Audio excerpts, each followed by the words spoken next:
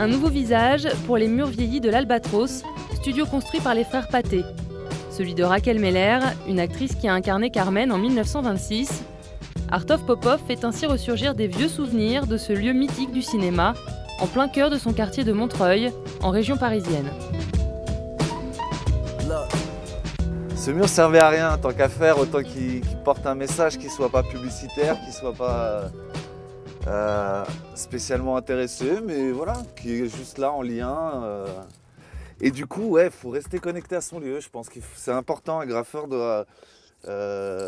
chaque quartier doit supporter son graffeur local. Il n'y a rien de plus collectif finalement que le graffiti.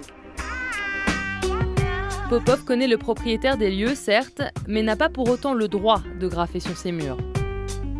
J'ai fait il y a quelques années un petit bout de mur là, de l'autre côté, il est resté. Parfois ça reste, parfois c'est effacé, parfois on se fait arrêter, parfois on se fait pas arrêter, ça fait partie du parcours du graffeur. Effectivement, on fait des choses interdites, on fait des... Mais a priori, c'est plus de l'attentat à la couleur. Généralement, il y a plein de murs gris comme ça un peu partout dans toutes les villes qui demandent que ça. Après, je suis assez administrophobe, j'ai du mal à demander les autorisations, humainement parlant, ça se fait, et puis on débloque les choses, quoi. Mais si les flics passent, tu continues à filmer. Hein. J'ai entendu parler quelqu'un qui disait faut-il légaliser le graffiti, il n'y a rien de plus horrible. Enfin, c'est assez moche comme idée, je trouve, finalement. Parce que le graffiti, ça représente justement la liberté d'aller. Et on ne sait pas quand ça reste, quand ça part. Mais c'est tout l'intérêt de la chose aussi. De l'art éphémère. Popov a commencé le graphe en 89, à l'âge de 14 ans, a appris à dessiner avec une bombe avant d'entrer 10 ans plus tard aux Beaux-Arts. Paris, Moscou, New York, il a posé ses couleurs et sa signature sur les murs des plus grandes villes. Alors, ce pinceau est une arme de destruction massive, ou de création massive. Je peux remplir de la surface, mais en très peu de temps, je peux remplir beaucoup de surface. C'est un élément qui s'adapte trop bien à l'espace urbain finalement. Et c'est devenu ma marque de fabrique, les 5 sillons, comme les 5 lettres de mon nom qui vont à la vitesse lumière en fait finalement. C'est un peu le concept. C'est en cherchant à mettre de la matière sur ses toiles, dans son atelier, que Popov a trouvé cette idée du pinceau coupé qui trace un sillon. Comme la rue, l'atelier est pour lui un laboratoire graphique dans lequel il est nécessaire de retourner parfois s'enfermer pour développer son univers.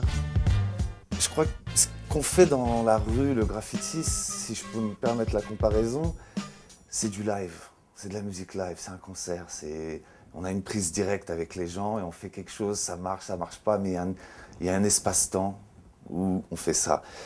Et là, ce qu'on fait à l'atelier, c'est de la musique aussi, mais c'est comme si je partais en studio, enregistrer. Le plus dur, je pense, pour un graffeur, c'est de s'adapter à un petit format. 50 par 50, 1 mètre par 1 mètre, ça reste vraiment un petit format.